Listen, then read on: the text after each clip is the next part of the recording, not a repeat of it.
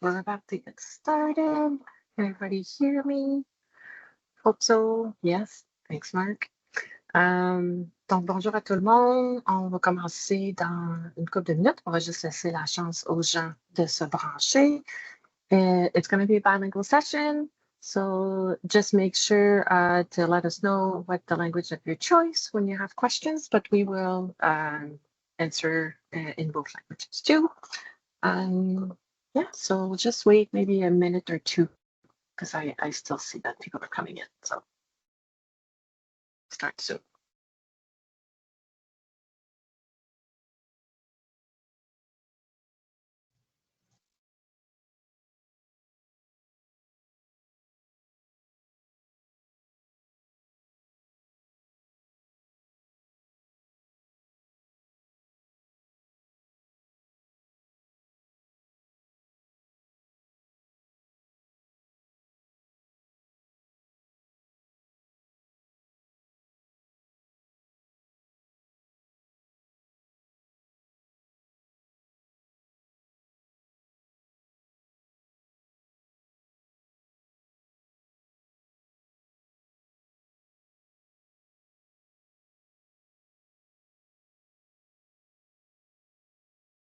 Okay, so welcome everybody.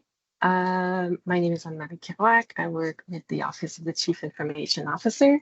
My team works at making sure that we have pools of qualified candidates for the digital community to pull from every time there's a need for digital talent. I'm joined today by two of my colleagues. So I have Suhana Wardson, who's going to support me also in our Q&A and some of the functions today. And we have Mark Donofrio, who's also there from the platform side. So you've been navigating all our processes on that platform. If you have any technical questions, Mark is there to take them. So first, we sent you a little poll. We wanted to know who do we have with us here? So very interesting to see that we have a wide variety. So really happy to see all of you. Comme je disais tout à l'heure, on va le faire dans les deux langues. Donc, je vais me promener entre le français et l'anglais. N'hésitez pas à utiliser la langue de votre choix. On ne va pas nécessairement toujours tout répéter, juste par souci d'avoir le temps de passer à travers toutes les questions. En ce moment, ce que je vais faire, c'est que je vais me tourner vers Suhana pour qu'elle explique comment on a l'intention que ça fonctionne aujourd'hui. Suhana? Thank you, Anne-Marie. Hello, everyone. As Anne-Marie mentioned, I am Suhana, so I'm here to help out on the QA side. A little bit of background, if any of you have applied to an IT job on GC Digital Talent, I am one of the humans responsible for looking at your applications. I'm sure one of the questions we will get is there a human looking at my application? Because lots of people think it's AI because we go so fast. I assure you, I am a human. I look at your applications, and I'm here to support today and answer any of the questions you have. Before we begin, I'll go over the QA guidelines. If you navigate over to the top of the screen, next to where it says chat, there is Q&A. The guidelines are posted there as well in French and English, but let's go over them together. So please use the Q&A function at the top of your screen to submit your questions. If you see a question that interests you, give it a like to show your support. We will prioritize the most liked questions to ensure we address the group's key concerns. However, due to time constraints, we may not be able to answer every question. We will try to balance variety to keep things inclusive. We'll also address some of the lesser liked questions to ensure we cover a broad range of topics. And lastly, we do ask that everybody please be respectful and ensure that all communications and comments, questions and comments are respectful and relevant to the session's purpose, as we are aiming to create a welcoming and inclusive environment for everybody. That said, there is in the welcome message, I posted a list of topics that we can discuss. And you will note in there's some things we can't discuss. If you have questions about your individual applications or your status or anything like that, we unfortunately will not be able to discuss that in this forum today.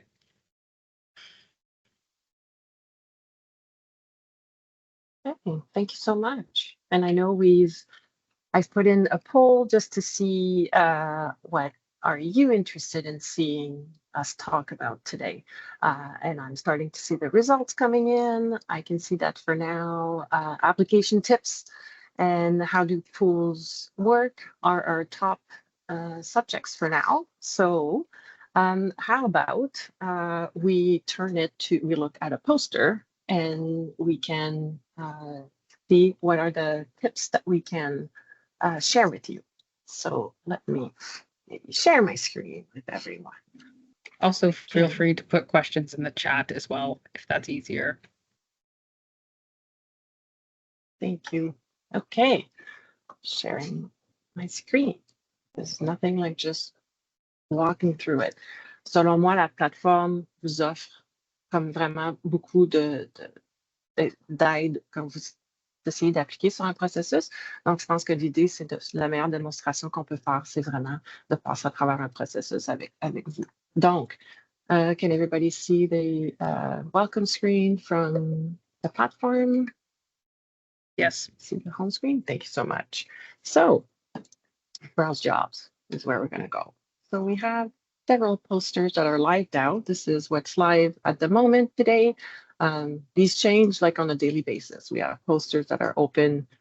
You can see when they close and you can see who they're aiming at. Like if we're just looking, let's say, for employees that are at level, if we're looking for external applicants, or if you're looking for people that are currently employees of the government. So we have that part that I think is important to look at first. So I'll go back to the talk. This is one that's available for the public. So I'll take the very first IT2. It's an analyst, it's a bilingual position. I'm going to click on apply to this. So there are some, so I'm going to take like just a couple of minutes to show that everything that's on the poster has been like manicured and make sure that we have the absolute information that you need. So there's no extra words or whatever. We're really trying to make this as easy to understand as possible. So we start with the special note. So we're looking, this is for candidates that are bilingual and live in the NCR or want to be working in the NCR. They must currently reside or be willing to relocate to be considered. And the requirement is bilingual imperative. What does a bilingual imperative mean? It means you need to be bilingual at the time of the appointment. So it's not a position that you can apply for and you'd get some French training or some English training. It's really you need to be bilingual on the appointment. And then we always say that we're unable to provide individual feedback on applications. I know a lot of candidates write to Mark and try to understand what happened with their application, hinting, as Suhana said, that might be a robot that did or it's AI who did the screening, but it's actually a human who had a look at what you have, and we do it on a daily basis. So it's not because it's going to close on the 15th or the 22nd, that's closing in, let's say, 10 days, that we're going to wait for that date. Usually we try to do it as they come in to get an idea. So it's possible you submit an application one day and a couple of days later, you can see if you're screened in or not. So you can see that. So all of these information we think is really important. If you want more information about everything that is listed here, there's a little eye here. If you click, it's going to take you elsewhere. It's going to show you some of the information, such as the types of appointment, for example. So everything has a little bit more information if you're looking for it. The minimum education is right here, and we have our skills requirement. It's important to note that some of the skills are required and some of them are optional. You see the difference here. For every skill that's listed, usually it starts with the required, and then for every skill, once you open that accordion, you'll see the level and when it's assessed. So it doesn't mean it's just going to be assessed. Let's say for this one, it doesn't mean it's only assessed during initial application, but it means that at least you're going to need to provide some information, and you're going to need to have some indication in your application of how you meet this. And we have the skill definition and the level definition is there. That's the same for everything. It's for every skill. And you can see where they're assessed. So usually when you see that during initial application, it's going to give you an idea that we need to see it when you submit your application. We can, again, assess it later. Whereas everything else that you see here will be assessed at a later time. For the optional, it's something that usually we'll do on a case-by-case basis. So really to focus on the required, and then what's optional. If you have it, put it, because it can give you like an advantage to have these over other people. About the role, common tasks are here, and then you have more information. So if you're interested in finding out who can apply, what's an IT2 analyst, what's our equity and inclusion statement, who can they contact if they have information for any candidate, and what to expect after you apply. We have every stage that's detailed here. And then we're going to start an application. Application created. So for sure, I've already had my profile. I was already logged into the platform, and I'm going to go, let's go. It's honestly like taking you step by step. The first step here is to review what I already inputted in my profile. So just to make sure this is still accurate. What are my work preferences? Again, this is for a job that's the NCR. So I need to have selected and I'm willing to work in the NCR, or my application will not be considered. So diversity, equity, and inclusion. If I have it, I can self-identify. And then we have all my employee information. What's my language profile? So it's just something that was already input in my profile. Save and continue. You have all the steps here to your left. And there you go. So I need to review my career timeline. So again, it's something that I've entered previously, but every time that I have a new application, it still follows me. So I still have this information that's going to pop in every time I have a new application I want to submit. So I'm reviewing, this is my whole career timeline. Most of them are tests, but it's to show you how I could edit, I could add or change certain things. It's super easy.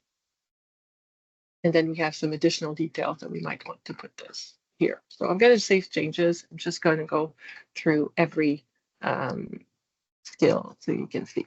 So first thing you need to select is your education or the equivalent education. So I'm going to say that I meet the 2-year post-secondary options. You have the 2 options here. You meet that.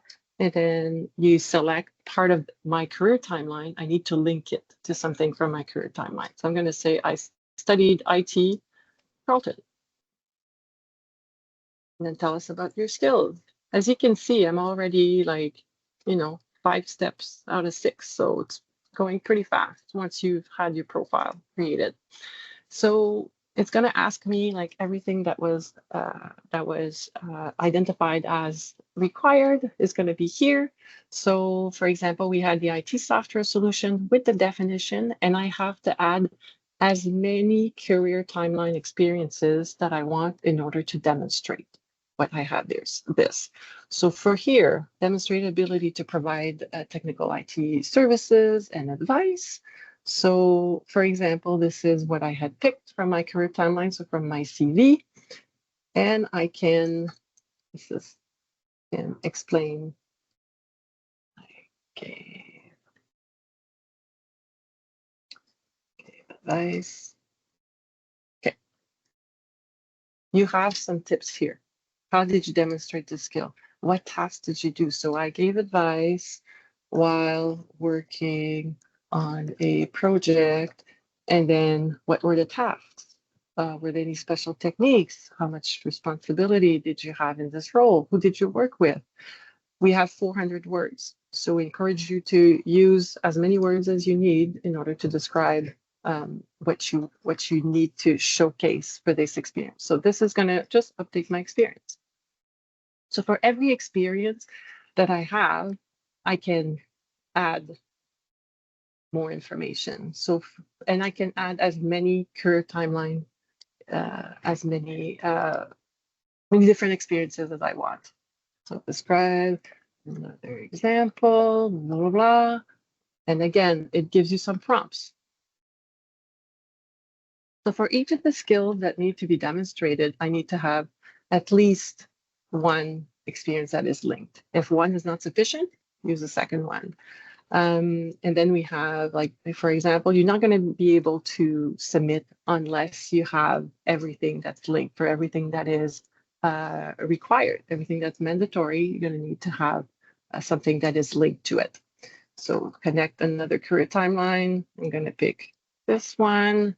You can do whatever in terms of how to describe, but that's where maybe I'm going to turn it to Suhana to give you some tips and tricks about, like, what are you trying to read here? What do you need to see as a recruiter, as a screener?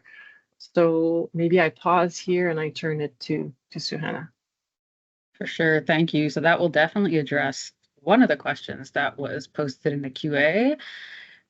Somebody asked me, you mentioned you look at the applications. What is the criteria you follow to screen in or screen out applications from their answers, specifically for IT? So the number one piece of advice I can give anybody who is applying to a job is to, be it on here or on GC Jobs, is when they say to demonstrate or provide a concrete example, that means you have to tell us what you did and how you did it. And I'd say probably about 96% of applicants do not tell us how they did it. I'll give you a very simple example. If there was a requirement for like 3 years of experience baking cakes, you're not going to write, I worked at a bakery for 3 years. You'd get screened out. What you're going to want to write is, I worked in a bakery for 3 years. I baked these kinds of cakes. These are the steps I took to bake my cake from start to finish. So really focus on what you did and how you did it, because part of our job is to provide a fair and transparent hiring process, which means we cannot make assumptions on what is written in an application. So you really want to write your application, or what you're trying to demonstrate in your application, with in mind that the person on the other end might not know what you're talking about, or they can't make assumptions. So you really have to spell it out for them as if you were teaching them, as if you were talking to like a little kid, basically. Because we can't say, oh yeah, that might be what this person means. Awesome. Thank you. So just going through the application, I'm going to finish this off really quickly. So I have all the optional technical skills that you need to demonstrate using. As Suhana said, don't make any assumptions. Just give us like as much detail as you can. Too many details is not necessarily what we're looking for, but we need to have enough to see if you have demonstrated, let's say, for example, your ability to design, build, and deploy, and use the description. So if it says demonstrated ability to design, talk to us about the design. To build, talk to us about how you built it, and deploy. So, look at the way every skill is defined to help you write your answer. And then, so these are all the assets, so I can meet or not meet, and that's fine. I'll still be able to submit, and then it's going to show you they will be required for the role, but are not part of the application, so they will be assessed at a later date. So I save and continue, and then it shows me again what my application looks like, everything that I've put in terms of education, all my skills, how I've defined all of those, and then I sign and submit, and I submit my application. So once you've built your profile and you've had some of those skills that you've identified and linked to some of your experiences, it's much easier after that to navigate. Every time that you'll apply to something, it's just going to be to update and to add on. How about at the moment I turn it to the questions that we have in the chat? I can read them to you, Anne Marie. There was one posted in the Q&A, which is definitely one that's easy for you to address. Robert Tremblay asked, are the pools that result from GC Digital Talent equivalent to the pools in the PSC? Is there any additional assessment or validation that needs to be performed in order to appoint someone? That's an excellent question. So all the pools that we post on GC Digital Talent are also posted on GC Jobs. So if you're used to the GC Jobs, like the Public Service Commission's website, you will always have like a redirect. So every time we have a poster here, we'll have something that links to it from the Public Service Commission's website, that it's going to link you to us. And then you can fill out your application. So it's the same, so it's as valid. So they are recognized as much as processes that were launched by the PSC. It's just that our little team takes care of everything that's for the digital community. So we're the community management office for the digital community. So mostly IT positions, but others also. But it's recognized as much. We have an MOU that's been signed, so a memorandum of understanding, so kind of an agreement with 60 different organizations across the public service for them to use our pools. So meaning when they have talent, we want them to come to us first. They have those needs. So there's no additional testing that could be required depending on what the manager wants. So it could be additional, like all of those optional skills that we saw. Managers could decide that this is what they want to assess in order to select the right fit. So there could be additional, but once you're in the pool, you're fully qualified for positions across about 60 different organizations. Okay, so we have 2 comments, 2 questions tied for 3 likes. I have heard from several connections that the GC has currently frozen external hiring. Is this correct? So why are departments still posting jobs and inviting candidates for exams or interviews? What is the point of being placed in a pool if there is no hope for getting an offer? Excellent question. Again, so actually we have some departments that are under more scrutiny, so they're not going to be hiring from external unless there is really a need that is demonstrated. So it's really up to each department. We're working with about 60 different organizations. Some of them indicated to us it needs to be candidates that are from inside the government, but sometimes that talent just doesn't exist. So in certain instances, we still have some that are going external. So it really depends. Like everybody's kind of managing this in a different way. For sure, we're seeing that there is an inclination to hire candidates that are already part of the government. That's something that's been trending in the last few months. But it's still like we still have some posters that are open for external candidates. So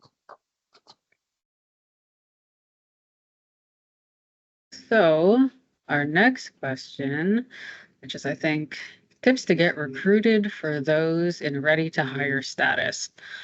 I don't know if you have any input you want to provide on this one, Anne Marie. I have some tips based off what I've seen other candidates do. Okay, so what I have seen other candidates do is they just a lot of people actually use Facebook for this kind of stuff for IT groups, IT jobs or admin jobs. There's two to three really big Facebook groups on there where people just go post their background, what they're skilled in, their language profile, where they're located, security clearance level, and saying that they're already qualified in this pool. There's actually a number of people, both internal and external to the government, who are on those pages who look at these posts. That's the best tip is once you're in that pool, you got the process number, you're qualified, kind of just go and try and tell as many people as possible. That's the best tip I have is to use word of mouth. And for sure, where we get the most candidates placed is through the platform, through managers sending us a request, telling us that they need talent. So we went to Browse Jobs before, but this is to find talent. So as you can see, at the moment, we've got over 1,000 candidates in our pools. So this is where managers, hiring managers, HR professionals come and send us requests to say, I'm looking for somebody that's, let's say, an IT2, and they need to be working in software solution. Here are the skills that I'm looking for. And as they select different criteria, you'll have the number will go down. So all of this is generating a request in the end. So they have to pick everything from work location, from education requirement, and then it's showing them that we have, let's say at the moment we have 79 candidates. They can request those candidates. So that's where my team on is advertising your candidacy. So, and it's to make sure that when you receive those calls from hiring managers that you respond, even if you're not interested, even if it's something that doesn't sound as appealing. We always say, like, make sure, because because you could be talking to that person and you say that that's not of interest to you, but then it could open another door also. So to just keep all of your options open. So Can I specify location in that search? yes, yes, you can. If I go back, you have work location. So how it's going to work is you as a manager are going to go in and say, where is the work? What it's going to generate is going to generate for you candidates that are interested in working in that location. So it doesn't mean that they're all, let's say if I pick NCR, it doesn't mean that they're all in the NCR, but they've all indicated they're interested in working and or being relocated in the NCR. So Does it that's how. specify, can I specify specific locations, like specific cities? Yes, you can. So okay. out of this, like you have work location, you can pick a region. And after that, like once this is the first page, once you do the request, you have everything that you can fill out here, like your contact info. And then you can add, like this is for a position in this region. As Suhana said, it's a human that's looking at it. So they'll look and they'll make sure to adjust it. So even if you've picked NCR and you say like a specific city, they'll be able to assist you with that. It's especially not for NCR, but for the other regions, such as the let's say look like northern prairies, like it's a huge space. So we want to make sure that you're telling us where the position is going to be. So okay, thank you. Okay, so a couple questions that are similar in nature. What happens after 2 years in the pool? What is the average wait period in the pool? And there was a third one. Oh, yes. Why is this process so long? It's been so long since I've been qualified in the pool. I've not received any offers. So all those can kind of be addressed in one. So our pools expire after 2 years. And after 2 years of being in the pool, it's expired. You would have to reapply. I mean, you can reapply to other pools while you're still in that pool, but you would have to reapply to a similar pool in nature, or the same one if it goes up again in the future. Why does it take so long? I think as Anne-Marie mentioned earlier, we serve 60 plus different departments, which is effectively hundreds of hiring managers. And they all have very, very different needs. And we have thousands of qualified candidates. So as you just saw, when a hiring manager needs the candidate, they'll go in and submit a request and they'll say, hey, I need this skill, I need it in this location and this language profile, whatever it is. It's a matching system. So for those of you who have been in the pool for a long time and you're waiting, it's possible that we haven't received a request for talent with requesting your exact same skill set yet. I don't know if there's anything you wanted to add to that, Anne-Marie. Maybe I can add. So when we post an opportunity, such as the one you saw for IT2 that I walked through the application, usually we'll receive, I don't know, on average, we'll receive hundreds, if not thousands of applications. So we tend to prioritize because even if I received, I don't know, 700 applicants, I'm not going to have a need for 700 candidates to be placed in the pool. So usually we try to prioritize. Let's say it's either a location, or let's say candidates that are in a bilingual are able to work in a bilingual position, for example. So we have ways where we're trying to do these in waves to be manageable. So you could have applied to something like a year ago and you still haven't been called for assessment because we received so many and we just go in phases. And as Suhana said, like once we receive a manager that's saying I'm looking for this type of talent, then we'll do a search and that's when you'll be called. If you're called, we might be calling, I don't know, 20 people at the same time to do assessments. So we give the manager kind of that variety so they can pick after from the pool. So there's a lot of factors, but I don't know if Mark wanted to give us maybe some of the stats, but I think we've received over 20,000 applications just last year only. So there needs to be kind of a prioritizing exercise that's done in order to make sure that we're not assessing candidates and they're just staying in the pool indefinitely. Okay, so I'll go from the top because it's actually just exciting. Quite a number of questions. Since most federal departments are under hiring freeze, only term positions are being offered. Do you have any insights on extending the pool's validity? Additionally, what are the chances of converting a term position into an indeterminate position, assuming there are no performance issues? So the chances of converting a term into indeterminate largely depends on the department and the funding they have. That is not something we have any insight into, because every department has their own budget. As for extending the pool's validity, that's something probably Anne Marie can answer. I think as we mentioned, like usually our pools are for 2 years on average in length. It's because after 2 years, managers will come to us and say that these results are a little stale, like meaning it's been a while that they're there. Why have taken so long? Or especially because we're working in IT, some of the technology that they might want candidates to have, like within 2 years, will have changed.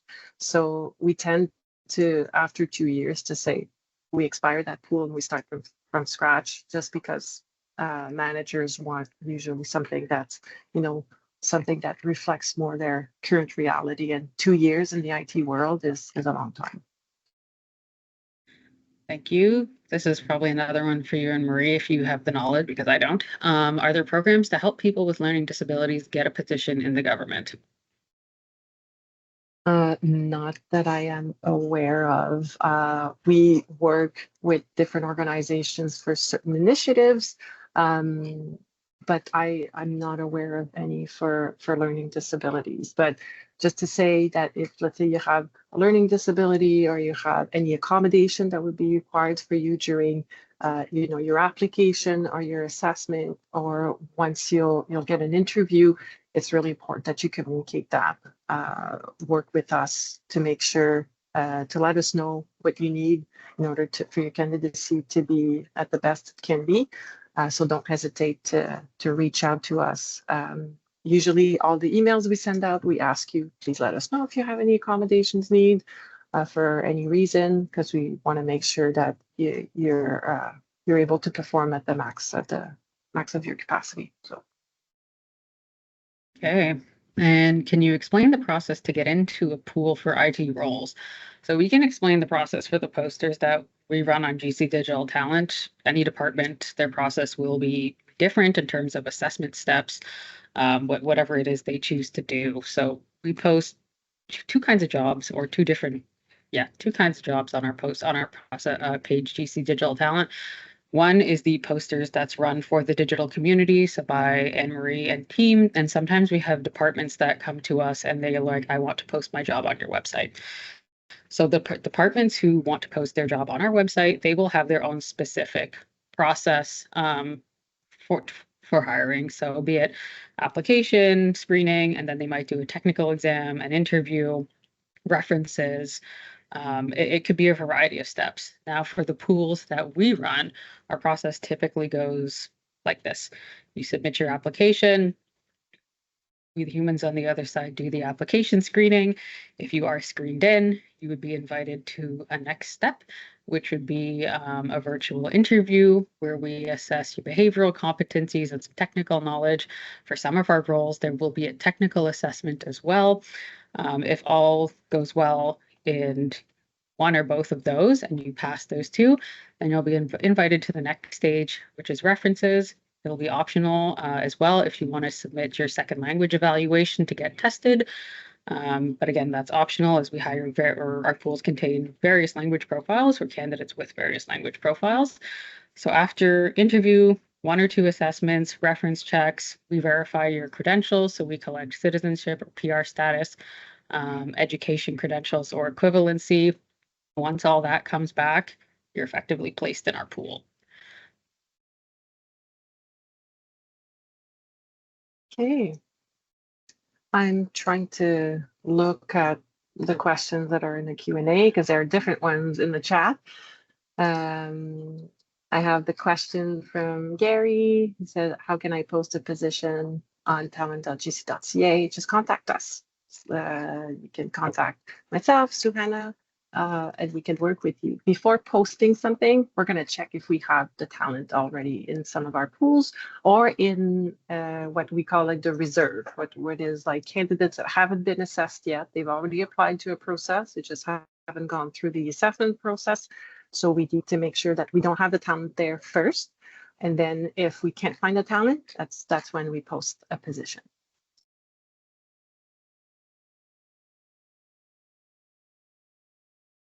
If you have been contacted by a hiring manager, what is the timeline to be scheduled for an interview? Honestly, again, like Stuarna said, we're working with hundreds, if not thousands of managers. When we send the information, we don't know if you're going to get a call or an email the same day that we send your candidacy, or is it going to take like a few weeks? We don't really know. We encourage them to reach out because we tell them when we send candidates, we send it to, again, like we're working with 60 different organizations. So your name could be sent to different managers several times during the same week. So we kind of say like, the quicker you contact these individuals, the better are your chances to see that they're either interested or even available. So. Okay. Yeah, I'm turning to you, Suhana, to answer a couple. Okay, so I'll go back to some of the older ones in the chat. So I'm trying to go by who submitted when and number of likes. Okay, wow. Love all the questions. Have to scroll all the way to the top. Okay, so we explained the process. Okay, what is at level? I understand it is not applicable to pool candidates. So at level posters are for current Government of Canada employees who are currently have a position in that level and classification. So if you see an IT2 job and it says at level, that means only people who are current Government of Canada employees at the IT2 level can apply to that role. So you'd be applying or to that pool rather. You'd be applying to that pool in hopes to get a call for a lateral move. So that is what an at level means when you see it in the job poster. It's a lateral move for internal government employees. And at level, we also consider equivalent classification. So if this is for a poster for an IT2, and you tell us you work, for example, for a different organization, or you're in a different group and level, we usually check in terms of salaries, if these are equivalent. If they're equivalent, usually can be considered for at level. And at level means this is your substantive position. So acting positions, that's not your substantive. So if you want to be considered for something at level, and you say, I've been acting for 2 years in an IT3, can I apply for an at level IT3? Unfortunately, no. Everything that you can apply to for at level needs to be from your substantive position, not acting. Okay, for bilingual position open to the public, are language requirements evaluated for external applicants? If so, how? Okay. So how? Yes. Okay. So if you're applying to one of our pools run by Treasury Board in the Office of the CIO of Canada, we can do the written expression and reading comprehension test. We administer those through the Public Service Commission of Canada's website. And then we would add those language results to your file and your profile. We do leave it up to the hiring department to complete the oral test. So that is how we will basically, when you qualify in a pool, if you don't have your SLE results already, we'll ask if you want to take a test for reading and writing, which is done online, and then we get sent the results. I think that answers also somebody who was asking why they were only sent for 2. So, oh, Joanna, you're on mute now. Okay. In many cases, we are limited to only 150 words to explain our experience. Do we just add bullet points about what we have done or choose 1 or 2 most important experiences and explain them? So when you are writing your application, you are limited to 200 words. You can add bullet points or sentences. I have seen people add bullets where they explain what they did and how they did it. And then I've seen people write what they did and how they did it in 4 sentences. It's really about writing clearly and concisely. But what is important is what you did and how you did it. Is this platform? And also when I from what I'm seeing, because when I was completing the application in real time at the beginning of the presentation, you'll see that some of those 150 words have been converted to 400 words.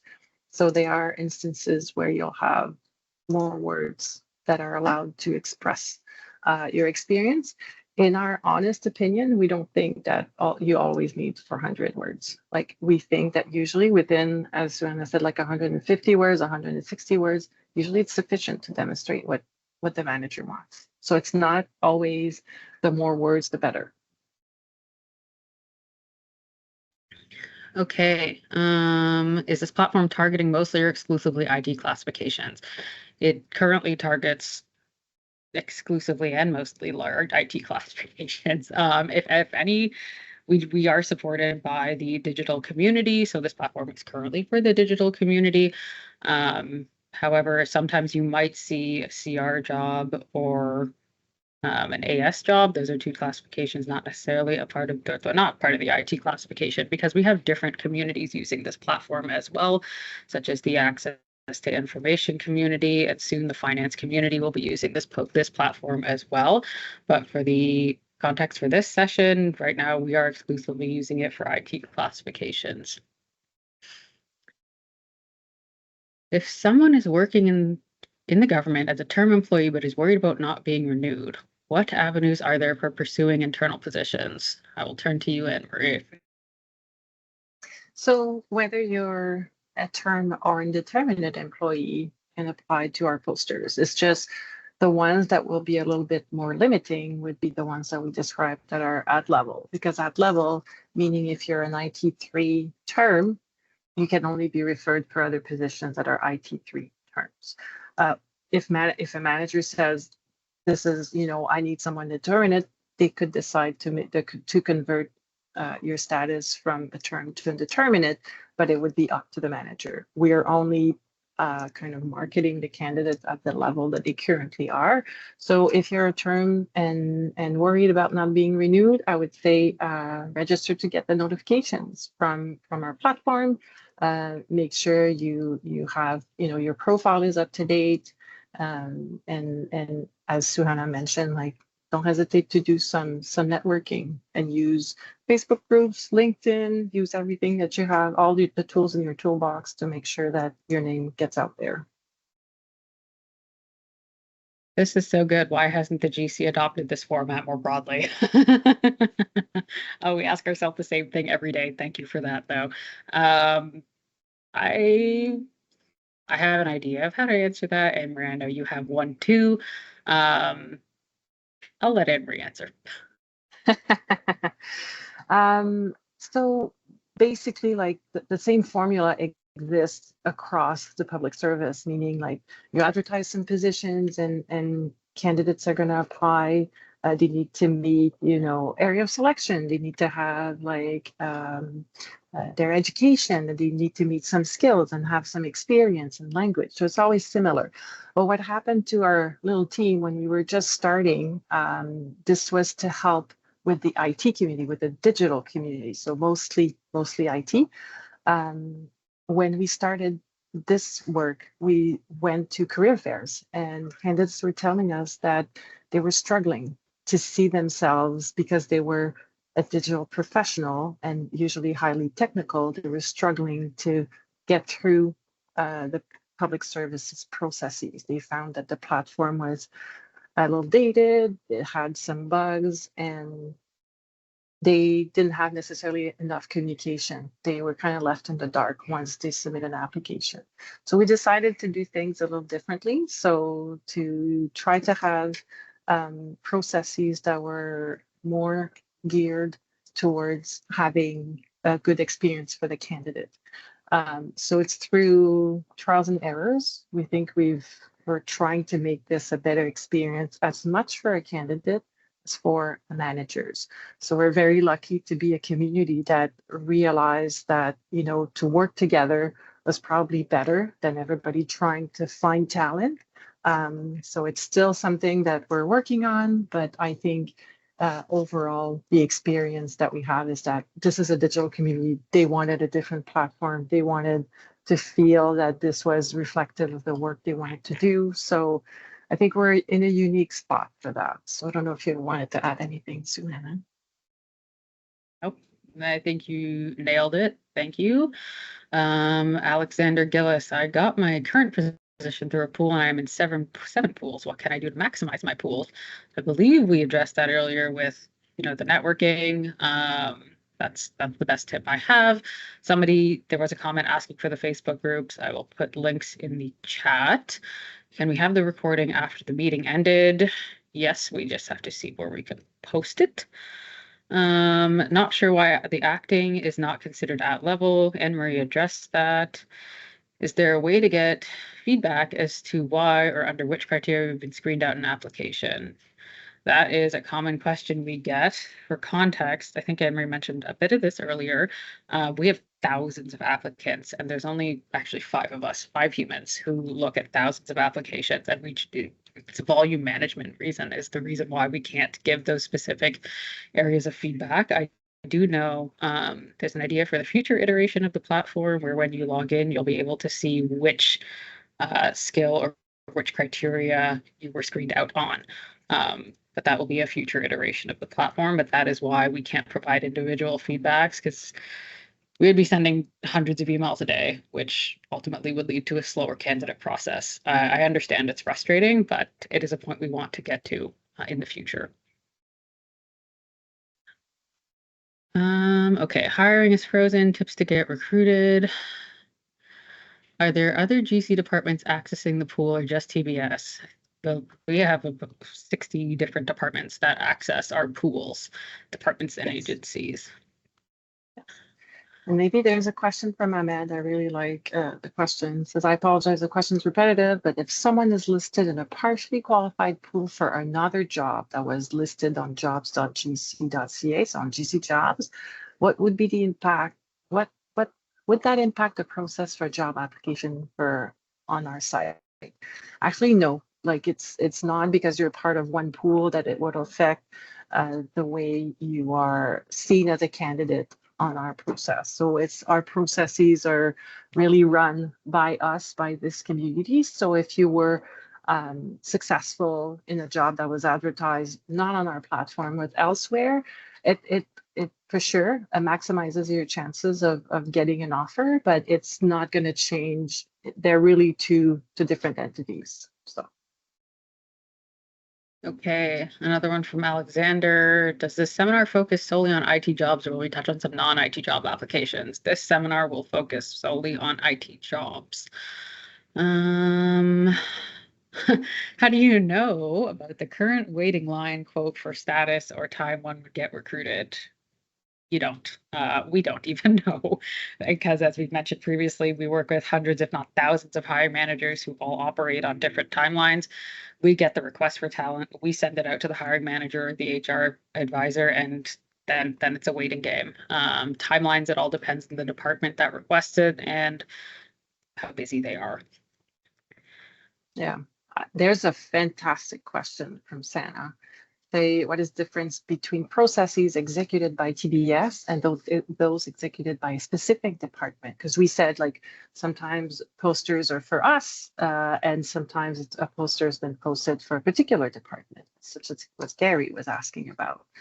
And are the processes selected by a specific department also placed in pools for other departments? So that's exactly why we were created.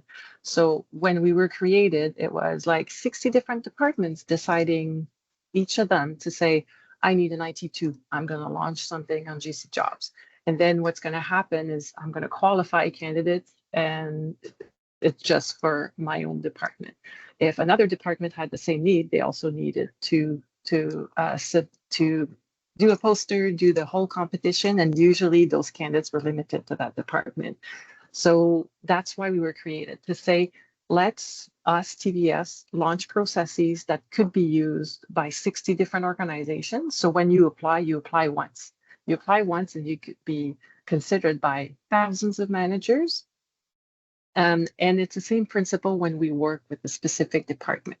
So if you see that a poster is, for example, like the RCMP, if you see that it's for them, what is going to happen is that RCMP is usually the lead into that what they need, what they want, and will help them create their pools. If they create a pool with 25 candidates and they need 10, well, then the 15 people that are left are offered to other departments. So that's how we get to 1,000 something candidates on our website, is because we have that possibility to say, you apply once.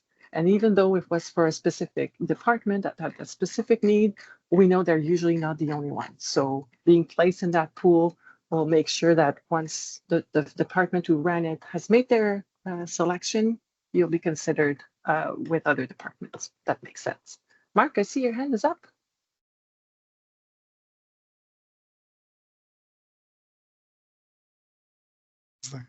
All right, now it should be audible.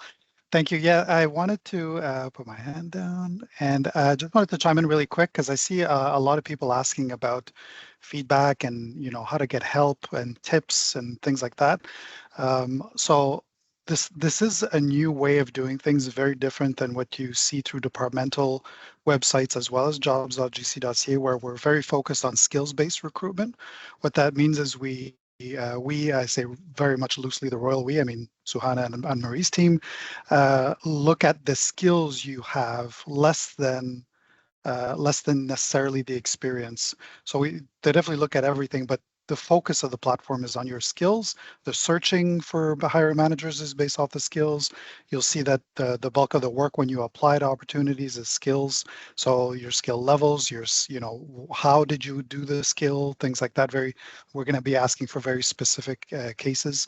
So although there's a very clear line that we can't give feedback to applications, we can't give feedback of interviews and like whatever happens during the HR process from the platform, that is, we can offer coaching where we are very interested in hearing from you on how you use the platform. So, I've seen multiple questions of, I've been in the pool for 2 years. Why am I not being selected? Why do I not get anything? And, also for people asking for feedback. So we can't go back and go through your application and pinpoint it.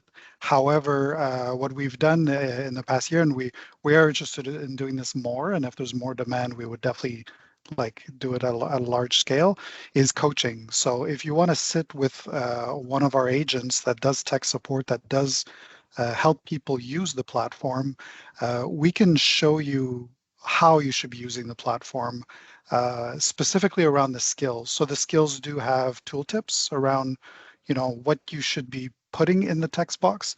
But we also have a lot of experience with helping people with that and looking at what type of language you're looking at. Because I find when I talk to users, when we do coaching, we're all kind of trained to use a certain amount of word salad to get past filters and screens and basically robots. And we don't have robots, as we said, and as I posted in the chat. We use very capable, highly trained and smart humans that will read your stuff. So if you want to know how to write for that in the platform, we'd be more than happy to sit with you. So send us a ticket, ask for help. We can help you use the website basically, even if we can't go back and give you feedback.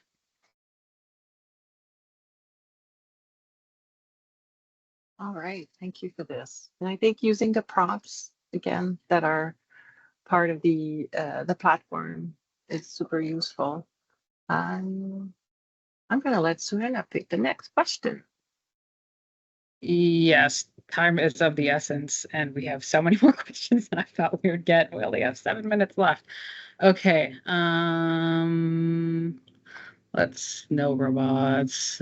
Are there more applicants than jobs available? You mentioned over 60 departments, yet remain in the pool for a long time. Also, I am currently thinking of going back to school. Will this affect my chances? No, going back to school should not affect your chances. And are there more applicants than jobs available? Probably. If I had to guess, to be honest, and it's a guess because we don't keep track of what our 60 different partners are doing and how many hires they make. That's the best answer I could give for that. Could you share if positions in your department require security clearance? If so, what level is generally needed. At a minimum, you need reliability clearance. A lot of them, if not the vast majority of them, though, do require secret level clearance.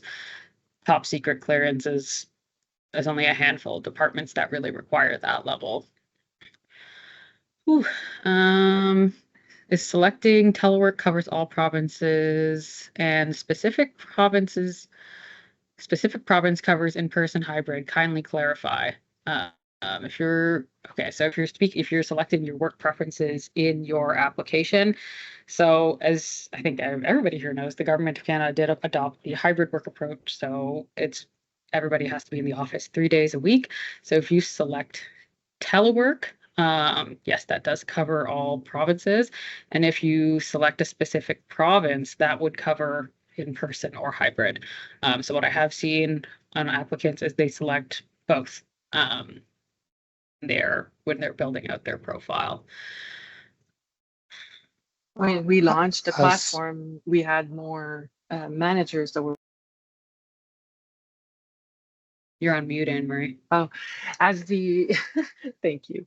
As the return to office has been progressively implemented across the public service, I think it's important if candidates that had only selected, let's say, telework, to go and select some locations, some physical location, because we have more demand for people coming on site than people that can do full telework.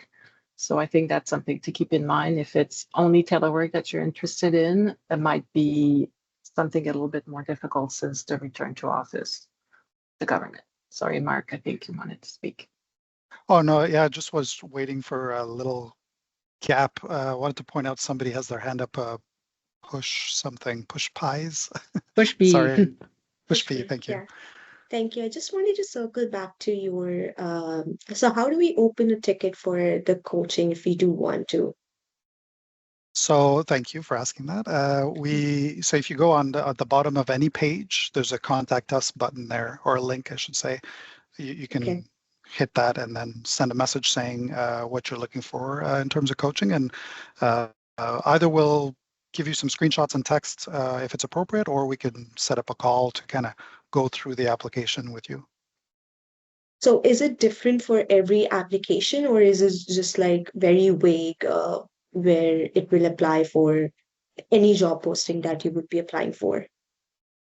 Well, there are differences in the application we can review, but when we talk about like how to use what language to use or what approach when filling out the skills-based texts, that's pretty universal. And correct me if I'm wrong, Anne-Marie and Suhana, but for the most part, that's universal across all applications.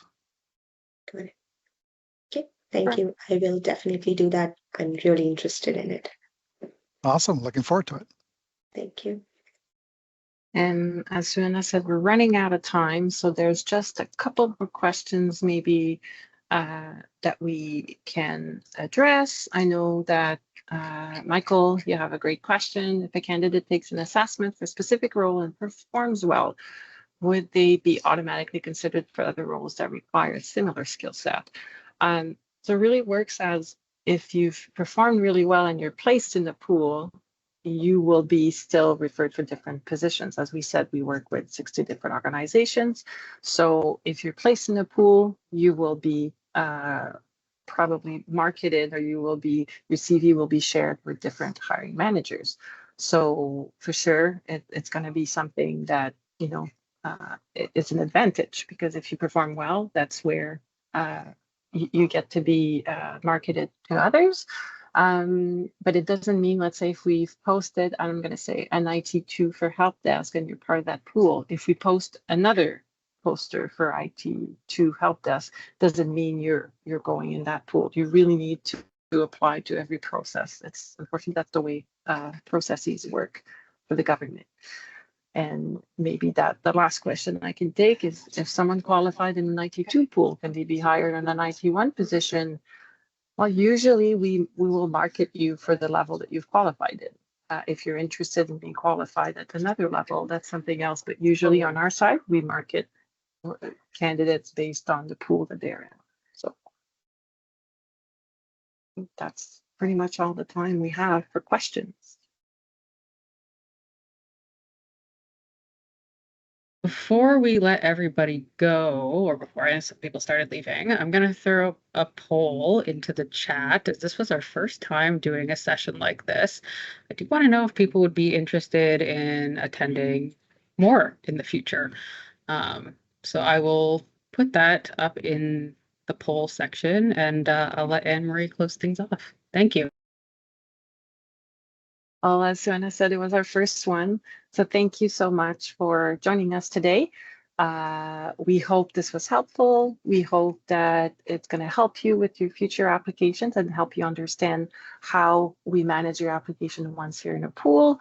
Again, like we're happy to answer other questions in the future. So we'll hopefully see you at another session. So thanks, Suanna, for your help, and thanks, Mark.